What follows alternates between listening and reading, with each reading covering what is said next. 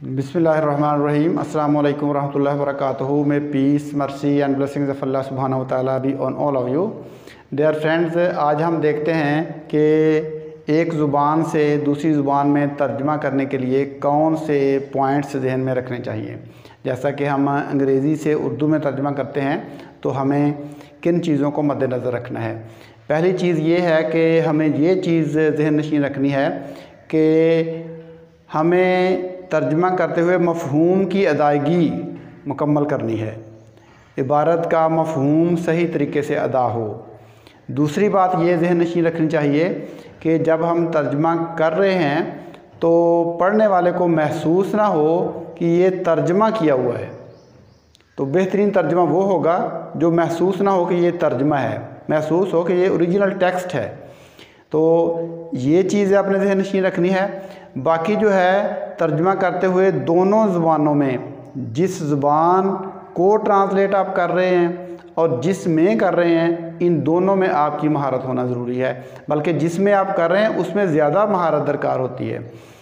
और फ़र्ज़ करें हम उर्दू में, जैसा कि हम उर्दू में ही कर रहे हैं, तो उर्दू में जब हम ट्रांसलेट कर रहे हैं तो हमें उर्दू में अंग्रेज़ी के जो वर्ड्स हैं उनके उर्दू में एक से ज़्यादा मीनिंग्स आने चाहिए, ताकि हम उनमें से मुख्तलिफ़ मानी जो हैं उनको इस्तेमाल करके बेहतरीन तर्जमा कर सकें, उनमें से अच्छे अल्फाज का इंतखाब कर सकें, इंतखाब करके फिर हम तर्जमा कर सकें। तो चॉइस ऑफ वर्ड जो है वो हर मुतरजम का जो है वो मुख्तलिफ होता है। हर ट्रांसलेटर का चॉइस ऑफ वर्ड जो है आप देखें आपको मुख्तलिफ मिलेगा। हमारे यहाँ ऐसे देखें जो स्कूलों में स्टूडेंट्स तर्जमा जैसे याद करते हैं तो वो एक ख़ुलासा लिया और सभी स्टूडेंट्स ने उसी से याद कर लिया, सेम टू सेम बिल्कुल वही इबारत होगी और उसी तरह से उनका तर्जमा होगा। ये चीज़ दुरुस्त नहीं है। स्टूडेंट्स को तर्जमा करने का तरीका आना चाहिए, तरीका सीख लेना चाहिए। जैसे हम मोटरसाइकिल चलाने का तरीका सीख लेते हैं, तरीका एक दफ़ा सीख लेना चाहिए, उसके मुताबिक फिर ख़ुद तर्जमा करना सीखना चाहिए। और हर किसी का तर्जमा मुख्तलिफ आपको मिलेगा, चॉइस ऑफ वर्ड जो है वो डिफरेंट मिलेगा। तो ये एक किस्म की वैरायटी जो है वो नेचुरल चीज़ है। जब कोई भी ट्रांसलेटर किसी इबारत का तर्जमा करता है तो वो दूसरे से डिफरेंट होगा। इसकी मिसाल आप यूँ समझ लीजिए, आप कुरान पाक के तराजुम उठा लीजिए, आप मौलाना मौदूदी रहमतुल्लाह अलैह का तर्जमा देखिए, उसका चॉइस ऑफ वर्ड्स दूसरों की निस्बत आपको मुख्तलिफ मिलेगा। सही इंटरनेशनल वालों का आप तर्जमा उठा लीजिए, उनका चॉइस ऑफ वर्ड्स आपको डिफरेंट मिलेगा। मफ़हूम उन्होंने भी अदा किया है, इसने भी अदा किया है। और आप पिकथाल का तर्जमा उठा लीजिए, पिकथाल का जो चॉइस ऑफ वर्ड्स है वो इन दोनों से डिफरेंट है।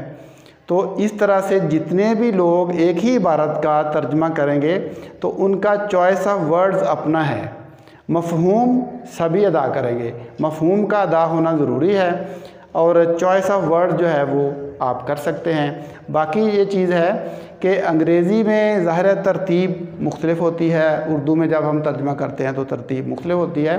तो उस तरतीब को सेट करना ये तर्जमा करने वाले का काम है कि वो तरतीब को किस तरह से, अंग्रेज़ी की इबारत को किस तरह से वो देखता है और उसको देख के उर्दू में किस तरह से उसकी तरतीब दुरुस्त करता है, ये चीज़ भी मद्देनज़र रखनी ज़रूरी होती है। तो हम देखते हैं, मैंने इबारत एक लिखी है, ये इबारत ली हुई है ग्रेजुएशन की जो बीए की किताब है प्रोज़ की, बहाउद्दीन ज़िक्रिया यूनिवर्सिटी की।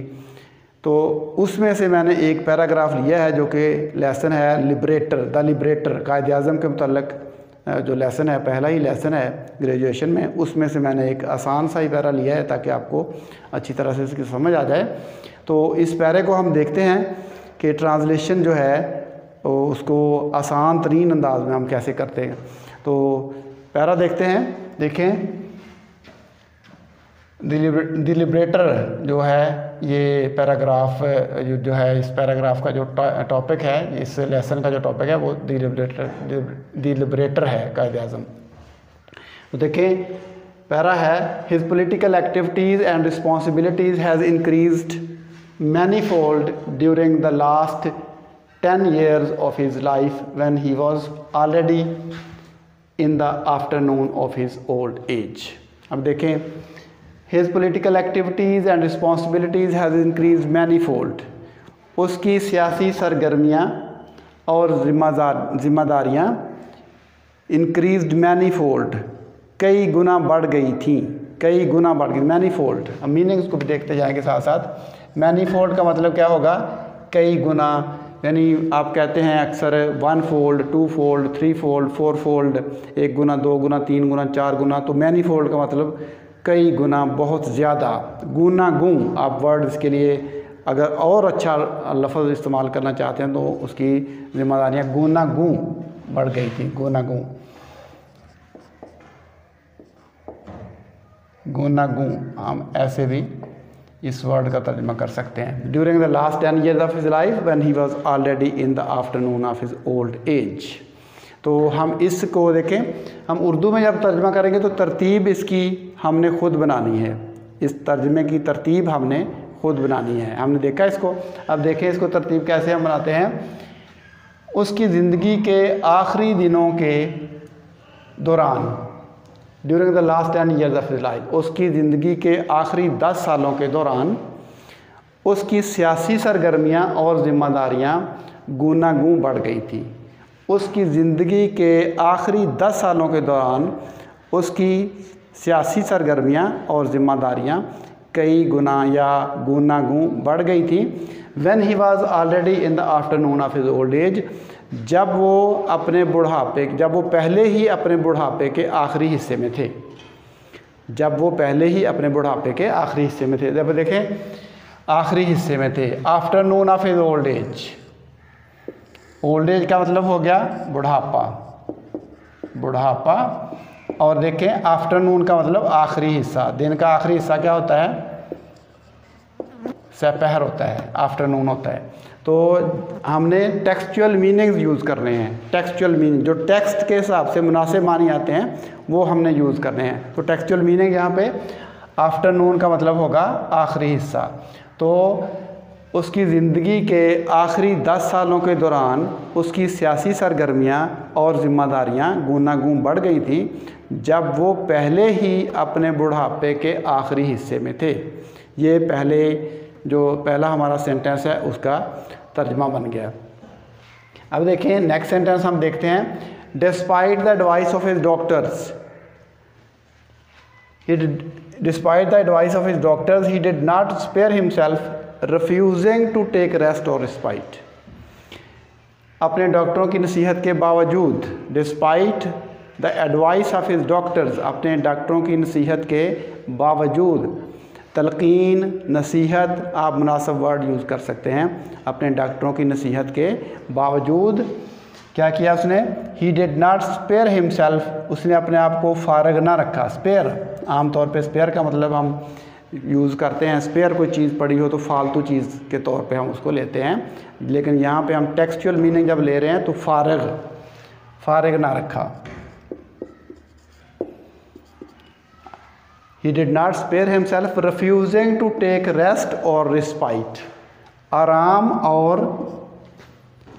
और फुर्सत, हम फरागत इसको कह सकते हैं, हम इसकी जगह पे फुर्सत लिख सकते हैं। आराम और फुर्सत से इनकार करते हुए आप तवक्कुफ़ का लफ्ज़ यूज़ कर सकते हैं। तवक्कुफ़ यानी काम से वक्फ़ा नहीं करना। तो देखिए हम इसको जब हम बाब मुहावरा करेंगे तो अपने डॉक्टरों की नसीहत के बावजूद आराम और सुकून से इनकार, आराम और फरागत से इनकार करते हुए उसने अपने आप को फारिग ना रखा। तो इस तरीके से हम इसका तर्जुमा कर लेंगे। अपने डॉक्टरों की नसीहत के बावजूद आराम और फरागत से इनकार करते हुए उसने अपने आप को फारिग ना रखा, या उन्होंने, आप अदब के तौर पे कायदे आज़म हैं तो अदब के तौर पे हम बात कर लेंगे, तो उन्होंने अपने आप को फारिग ना रखा। तो नेक्स्ट सेंटेंस हम देखते हैं। कायदे आज़म का ये बड़ा मशहूर मकूला है जो हम अक्सर कोट करते रहते हैं, काम काम काम, ये अक्सर लिखा होता है, लेकिन जो उसका करेक्ट सेंटेंस है, करेक्ट जो उसके वर्ड्स हैं वो हैं work work and more work, काम काम और ज़्यादा काम। Work work and more work, काम काम और ज़्यादा काम, ये एग्जैक्ट वर्ड्स है कायदे आज़म के। He drained away the last reserves of his energy like a spendthrift child of nature. अब देखिए यहाँ तक हम इसको देखते हैं। ही ड्रेन्ड अवे का मतलब होता है बहा देना, बहा देना। Drained away the last reserves, आखिरी ज़खायर, आखिरी ज़खायर। रिजर्व्स हमें पता है कि ज़खायर होते हैं, तो आखिरी ज़खायर ऑफ हिज एनर्जी, अपनी तवानाई के, अपनी तवानाई के like a spendthrift child. Spend thrift फजूल खर्च, फजूल खर्च। चाइल्ड ऑफ नेचर, फितरत के फजूल खर्च बच्चे की तरह। तो अब देखिए इसको, he drained the last reserve of his energy like a spendthrift child of nature. फितरत के एक फजूल खर्च बच्चे की तरह उसने अपनी तवानाई के आखिरी ज़खायर बहा दिए। अब देखें आगे इसको देखते हैं कि कैसे इसको अगले के साथ मिलाना है। And he plunged himself deeper and deeper into the stormy ocean of political struggle to the utter neglect of his health. अब देखिए प्लंज्ड हिमसेल्फ, प्लंज्ड का मतलब यहाँ क्या है, गोता लगाना। तो गोता जन होना, मैं यहाँ पे लिखता हूँ गोता जन होना, गोता जन होना, गोता लगाना। एंड ही प्लंज्ड हिमसेल्फ, और उसने अपने आप को गोता जन कर लिया। डीपर एंड डीपर, गहरा से गहरा तर, इनटू द स्टॉर्मी ओशन, तूफ़ानी समंदर में। किसके समंदर में? ऑफ पॉलिटिकल स्ट्रगल, सियासी जद्दोजहद के।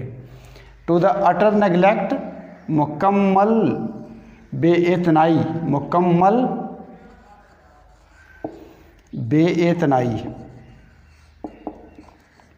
या मुकम्मल गफलत, गफलत भी आप यूज़ कर सकते हैं। इनमें से कोई वर्ड आप यूज़ कर सकते हैं। लापरवाही भी यूज़ कर सकते हैं आप, मुकम्मल लापरवाही करते हुए। इनमें से कोई वर्ड आप यूज़ कर सकते हैं अटर नेगलेक्ट के लिए।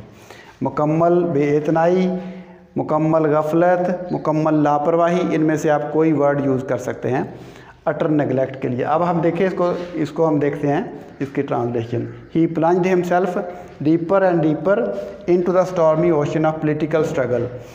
उसने अपनी सेहत से मुकम्मल, हम आखिर से देख रहे हैं, पहले हमें ये हिस्सा लेना है तो ताकि जुमला हमारा दुरुस्त बन जाए। To the utter neglect of his health, उसने अपनी सेहत से मुकम्मल बेइतनाई बरतते हुए अपने आप को सियासी जद्दोजहद के तूफ़ानी समंदर में गहरा से गहरा गोताज़न कर लिया। अब देखें तरतीब किस तरह से बन रही है। जो गोताज़न वाला वर्ड जो है ये पहले आया हुआ है, लेकिन हम इसको ट्रांसलेशन में बाद में यूज़ कर रहे हैं ताकि हमारी जो तर्जुमे की तरतीब है वो दुरुस्त हो जाए। And he plunged himself deeper and deeper into the stormy ocean of political struggle to the utter neglect of his health. अपनी सेहत से, हम यहाँ से शुरू कर लेते हैं। अपनी सेहत से मुकम्मल बेइतनाई, मुकम्मल लापरवाही, मुकम्मल गफलत, जो वर्ड आप चाहें यूज़ कर सकते हैं। अपनी सेहत से मुकम्मल लापरवाही, मुकम्मल गफलत बरतते हुए या अपनी सेहत से मुकम्मल बेइतनाई बरतते हुए उसने अपने आप को सियासी जद्दोजहद के तूफ़ानी समंदर में, सियासी जद्दोजहद के तूफ़ानी समंदर में गहरा से डीपर एंड डीपर, गहरा से गहरा गोताज़न कर लिया। तो इस तरीके से हम जब ट्रांसलेट करते हैं तो हम तरतीब जो है वो मफ़हूम अदा करने के लिए जो अंग्रेज़ी ज़ुबान वाली है उसको मद्देनज़र नहीं रखेंगे। हम जिस ज़ुबान में तर्जुमा कर रहे हैं उसकी तरतीब को मद्देनज़र रखेंगे ताकि मफ़हूम मुकम्मल तौर पे सही अदा हो जाए। तो मैं एक दफ़ा फिर इसको आपके सामने करता हूँ। देखें, His political activities and responsibilities has increased manifold during the last 10 years of his life when he was already in the afternoon of his old age. तो उसकी सियासी, आप अगर शुरू से तर्जुमा करना चाहें या आप अगर दुरुस्त तर्जुमा करना चाहते हैं तो फिर आप उसकी ज़िंदगी के आखिरी 10 सालों के दौरान उसकी सियासी सरगर्मियाँ और ज़िम्मेदारियाँ गूनागूं बढ़ गई थी जब वो पहले ही अपने बुढ़ापे के आखिरी हिस्से में थे। इसको ट्रांसलेट कर लिया। अब देखें उसके बाद आगे देखें। Despite the advice of his doctors he did not spare himself refusing to take rest और रिस्पाइट। डॉक्टरों की नसीहत के बावजूद आराम और फरागत से इनकार करते हुए उसने अपने आप को फारिग नहीं रखा। आराम और फुर्सत से डिफरेंट वर्ड यूज़ करेंगे तो ज़्यादा चाम बन जाता है।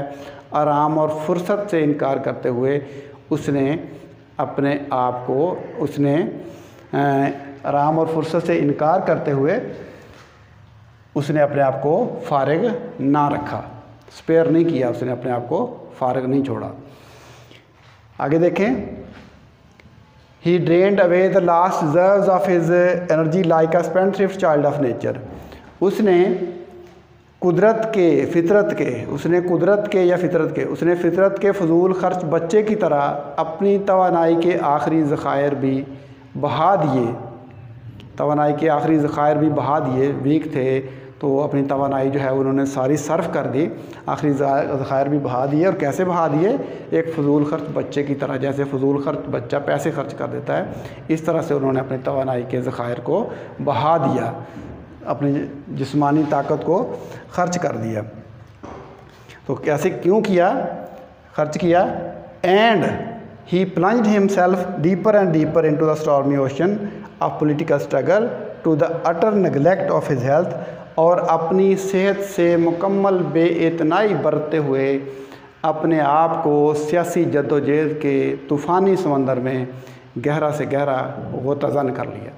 तो इस तरीके से आप इसको ट्रांसलेट कर सकते हैं एक अंग्रेज़ी के पैराग्राफ को उर्दू में। तो कोशिश यही करनी चाहिए कि स्टूडेंट्स को ट्रांसलेशन का तरीका सिखा दिया जाए। एक दफ़ा जब तरीका आ जाएगा तो फिर स्टूडेंट ख़ुद सीखेगा। जब सीखेगा तो फिर वो उसके लिए लाइफ टाइम एक साल 2 साल 3 साल के लिए नहीं फ़ायदेमंद होगा, उसके लिए पूरी ज़िंदगी वो फ़ायदेमंद होगा। और उसको बार बार जो है वो खुलासे और ये चीज़ वो चीज़ देखनी नहीं पड़ेगी। और एक चीज़ बहुत अहम है जो कि थिसारस का यूज़ है। थिसारस में सिनोनिम्स एक वर्ड के बहुत सारे दिए होते हैं, उसको यूज़ करना स्टूडेंट्स आमतौर पे नहीं ख्याल ही नहीं करते। उसको ज़्यादा से ज़्यादा यूज़ करना चाहिए। आपको एक वर्ड्स के एक से ज़ायद मतलब मालूम होने चाहिए, मफ़हूम मानी मालूम होने चाहिए एक वर्ड के। अंग्रेज़ी में जैसे पैराफ्रेजिंग करते हैं तो फिर भी आपको पता होना चाहिए कि पैराफ्रेजिंग में आप जो वर्ड्स हैं, अंडरलाइंड वर्ड्स हैं, उनको भी आप एक्सप्रेस करते हैं और उनको एडजस्ट भी करते हैं, अपने अंदाज में पैरे को बयान भी करते हैं। तो उसके लिए भी आपको सिनोनिम्स की ज़रूरत पड़ती है। तो जब आप थिसारस को यूज़ करेंगे तो आपको एक वर्ड्स के बहुत सारे मीनिंग्स का पता होगा, तो फिर आप इजीली उसको भी कर पाएंगे। और अगर आप ट्रांसलेशन कर रहे हैं तो आपको इंग्लिश में मीनिंग्स के अलावा जिस ज़ुबान में उर्दू में कर रहे हैं ट्रांसलेशन, तो उर्दू में भी एक वर्ड के मुख्तलिफ़ मफ़ाहीम मुख्तलिफ़ मानों का पता होना चाहिए, ताकि आप जो है वो एक ही रेपिटिशन ऑफ वर्ड्स भी ना हो, एक ही वर्ड को बार बार यूज़ ना करें आप। अगर एक ही वर्ड बार बार यूज़ हो रहा है, उसके मुख्तलिफ़ आप उसके लिए वर्ड्स को यूज़ करके तर्जमे को खूबसूरत बना दें। तो ये मेरे जो अपना जो मेरा तजर्बा है पढ़ाने का, उसके मुताबिक मैंने आपको बताया है कि इस अंदाज़ को अगर अख्तियार किया जाए और तर्जमा करने का एक फ़न सीख लिया जाए एक दफ़ा, तो फिर बंदे को सारी ज़िंदगी वो आसानी रहती है, रटना नहीं पड़ता, जो किताब पढ़ेगा उसकी समझ आ जाएगी। और फिर ये होता है कि टेक्सचुअल मीनिंग हम देखते हैं। टेक्सचुअल मीनिंग में ये फ़ायदा होता है कि किसी लफ्ज़ का अगर मानी आपको नहीं आता, कोई वर्ड आपके जहन में नहीं आ रहा कि इसका मतलब क्या है, आप आगे पीछे इबारत को देखेंगे तो आपके जहन में उसका मफ़हूम कम से कम आप मफ़हूम गैस कर सकते हैं। आप उसका मफ़हूम जो है वो आप गैस करके अपने अल्फाज में बयान कर सकते हैं, तब भी आपकी ट्रांसलेशन जो है वो ठीक हो जाएगी। तो उम्मीद है कि आपको इस वीडियो से कुछ ना कुछ फ़ायदा ज़रूर मिलेगा। और अगर आपको फ़ायदा मिलता है तो हमें बहुत ज़्यादा खुशी है। हम चाहते हैं कि आप लोग ये चीज़ें सीखें। तो फिल वक्त आपसे इजाज़त चाहते हैं। अगली वीडियो तक अल्लाह हाफ़िज़। अस्सलामु अलैकुम वरहमतुल्लाहि वबरकातुहू।